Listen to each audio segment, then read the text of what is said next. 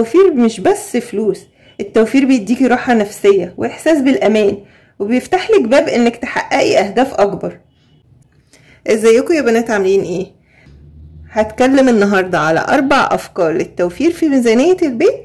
ازاي توفري في مصروف البيت لان المرتب بكرة او القبض نزل، وازاي احوش فلوس. سواء المرتب بكرة او القبض نزل واخدتيه، المرتب، المعاش، مصروف البيت، المهم وصلك. ده الوقت الصح اللي نبدأ نفكر فيه مع بعض ازاي توفري في مصروف البيت ونقسم الفلوس صح من اول الشهر. في الفيديو ده هتلاقوا افكار للتوفير في ميزانية البيت بخطوات سهلة وبسيطة، وكمان هتعرفي ازاي اعمل فلوس اضافية من البيت، وازاي احوش فلوس بطريقة بسيطة من غير ما تحسي، وكمان من غير حرمان. انا هقولك على اسرار ازاي بيها اوفر في المشتريات والمصروفات اليومية عشان تكملي الشهر من غير زنقة. معايا النهاردة 4 افكار لو بدأتي تنفذيهم من اول الشهر عمرك ما هتحسي بزنقة اخر الشهر. لو اول مرة بتشوفيني فانا امنية علي، ودي قناتي، وما تنسيش اللايك والشير والاشتراك في القناة وتفعلوا الجرس على الكل عشان يوصلكم كل جديد، واللايك لان اللايك ده اللي بيرفع الفيديو ويخليه يوصل لاكبر عدد من الناس عشان الكل يستفيد. اول ما المرتب ينزل او المعاش او تاخدي مصروف البيت، اول اسبوع لازم تقعدي كده مع نفسك وتفكري انا هعمل ايه عشان ما تعرضش لزنقة اخر الشهر، عشان ما نقولش الفلوس طارت والمرتب طار ومفيش فلوس. لا، احنا من اول الشهر لازم نشتغل بقى بالورقة والقلم ونبدأ كده نرتب افكارنا. اول حاجة هعملها، المرتب جه او المعاش او ايا كان مصروف البيت، هتعمليها اللي بنقول عليها الادخار قبل الشراء. طبعا الصدقة دي ما فيهاش كلام، بس اول حاجة بقى، يعني اول حاجة الصدقة دي ما فيهاش كلام. ومعاها اول حاجة مع الصدقة الادخار قبل الشراء، الادخار قبل الشراء. ده عملنا بيه فيديو ان انت اول ما يجيلك المصروف، مصروف البيت او المرتب او المعاش ايا كان، بتحددي نسبة 10% او 20% على حسب دخلك. لو كبير يبقى 20%، لو صغير يبقى 10%. بتشيليه على جنب، لان اللي بيقول أأجل التحويش لآخر الشهر مش بيحوش. لازم الأول تحوشي حتى لو 50 جنيه، لو 100 جنيه شيليهم على جنب وظبطي ميزانية بيتك على اللي باقي.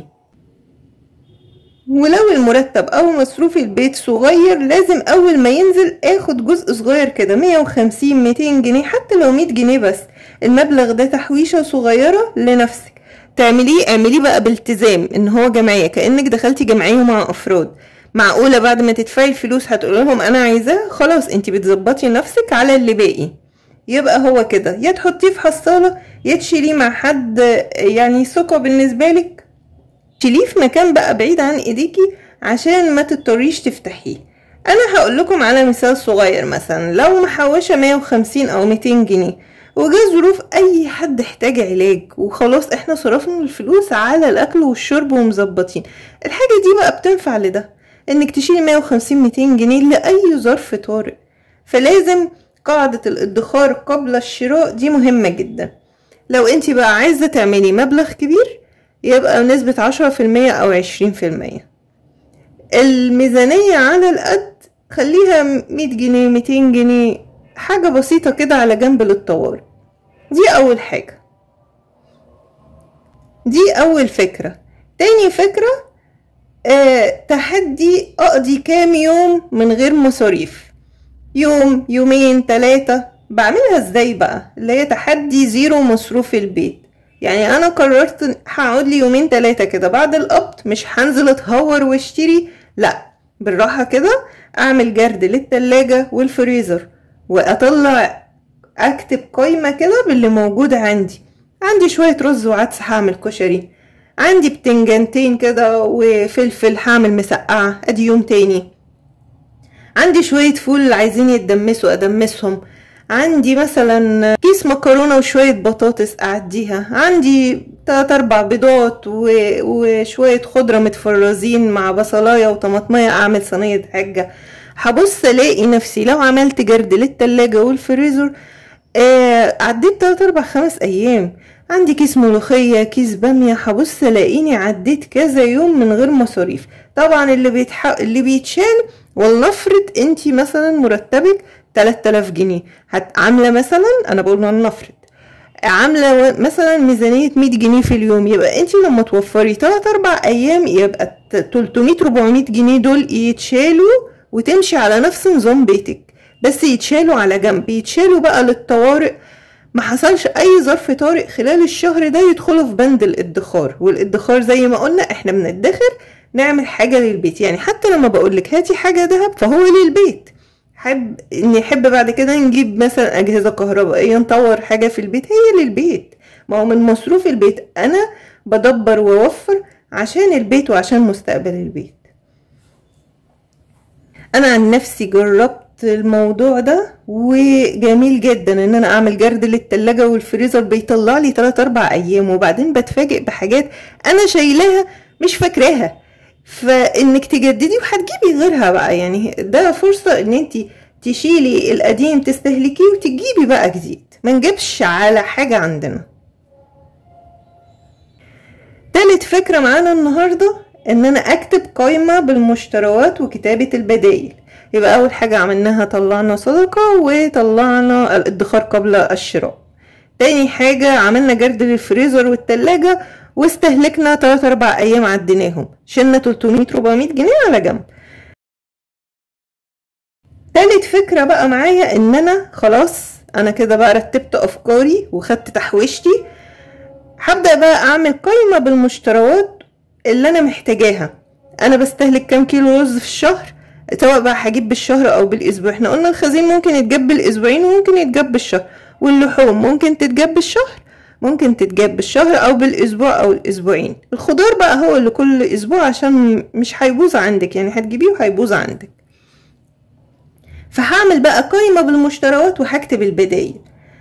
هشوف لو انا بجيب من سوبر ماركت واللي صفحة مثلا، هدخل الصفحة بتاعته، غالبا هو في الوقت بتاع القبض ده بيبقى منزل عروض، اغلب السوبر ماركت بيبقى عامل كده. هشوف العروض وهكتب بقى الحاجة وبدلها. مثلا الرز بستهلك مثلا رز ومكرونة، هشوف ايه اللي عليه عرض واحاول ازود فيه شوية. ما حتى لو الكيس متوفر فيه 5 جنيه انا اولى على فكرة يعني، ومش هتفرق بقى ان انا اعمل رز من مكرونة. اعملي لستة بقى بالحاجات اللي فيها الخضار، عايزة بامية عايزة ملوخية، برضو اشوف لو ده وقت البامية غالية والملوخية رخيصة، لا هبدي الملوخية عن البامية، هجيب ملوخية على ما البامية ترخص.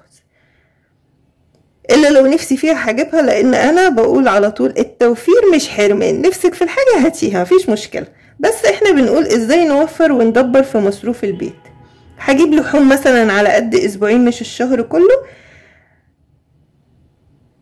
عشان ما تخليش المرتب بتاعك او مصروف البيت يتحول لسلع غذائية وتقعدي من غير فلوس، فتجيبي بالراحة كده وبالترتيب.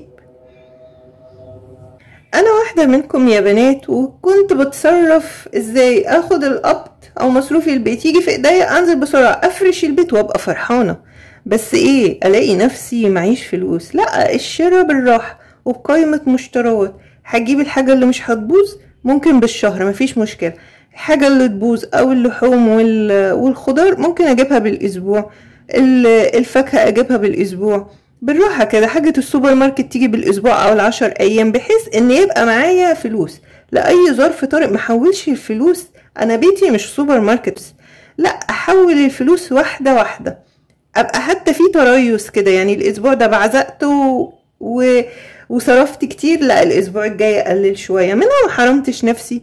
ومنها كمان في تدبير فلوس في ايديكي تقدري تتصرفي، لكن مش كله يتحول لاكل واقعد من غير فلوس.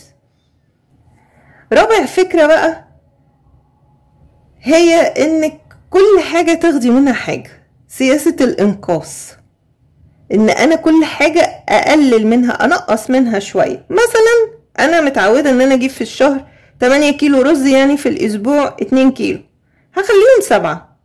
تمام، يعني كل كيس هاخد منه معلقتين احطها للكيس الثامن اللي انا شلته، هجيب طبق مثلا او علبة، وكل كيس هشيل منه معلقتين. هلاقيني في الكيس التامن اللي انا ما جبتوش انا طلعته من وسط الاكياس. كل كيس معلقتين مش هتفرق في الطبخة. لو بتجيبي مثلا 5 كيلو مكرونة خليهم 4. الرز مثلا زوديه بشعرية. بتجيبي مثلا 3 كيلو لبن في الاسبوع خليهم 2.5. الفرق ده بقى بيجمعلك فلوس. يعني مثلا كيلو الرز اللي انت وفرتيه من 25 ل 30 جنيه، كيلو المكرونة اللي وفرتيه 25 جنيه، كيلو اللبن 35 او 40 جنيه في اماكن تانية. يعني دلوقتي وفرتي كيلو رز 30 جنيه وكيلو مكرونة 25 جنيه يبقى 55، ونص كيلو لبن ب20 جنيه يبقى 75 جنيه. دول بقى هتقولي يعني ايه 75 جنيه هيعملوا ايه؟ لا هيعملوا كتير. الشهر الجاي ممكن يجيبولي 3 كيلو مكرونة او 3 كيلو رز هينفعوا في مصروف الشهر اللي جاي. صح؟ شيليهم على جنب في المبلغ ده شيليه على جنب غير مبلغ الادخار اللي شلناه. شيليه على جنب. احنا بنختبر نفسنا. احتاجتي اخر الشهر، انا قلت لك هتوفري كيس رز وكيس مكرونه وكيلو لبن، احتاجتي اخر الشهر مفيش مشاكل، خدي منهم تجربه. احنا بنجرب، كل بيت غير التاني وكل بيت استهلاكه غير التاني. انا بقولك فكره وانتي جربي.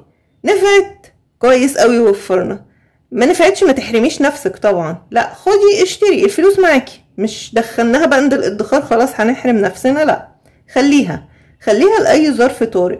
نفعت تمام، هتترحل للشهر اللي جاي، هتوسع عليا بقى الشهر الجاي. حتى لو 100 جنيه لو 50 جنيه قدرتي توفريها كده، تقتصيها كده من المشتريات، حلوة قوي.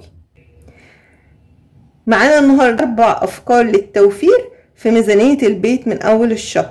هقولك بقى على شوية نصايح كده سريعة على المشي. ما تنزليش بقى السوبر ماركت اول يوم مرتب او قبض، هتلاقي العروض قدامك وهتنبسطي وتاخدي حاجات مش محتاجاها. لازم تنزلي بقائمة مشتريات.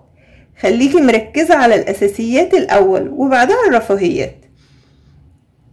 لما تلاقي نفسك عايزة تشتري حاجة زيادة عن القائمة اسألي نفسك انا محتاجاها ولا عايزاها. وقلنا في فيديوهات كتير ايه الفرق بين اللي محتاجاه واللي عاوزاه. اللي محتاجاه يعني لو قعدت افكر فيها من هنا لبكره انا محتاجاها ومش هقدر استغنى عنها، دي ضرورية. لكن الحاجة اللي عايزاها ممكن اجلها اسبوع للشهر اللي جاي، يبقى خلاص اكنسلها لما يبقى معايا وفرة في الفلوس واقدر اجيبها هجيبها. انا مش بحرم نفسي، بس بتريث في الشراء بالراحة كده.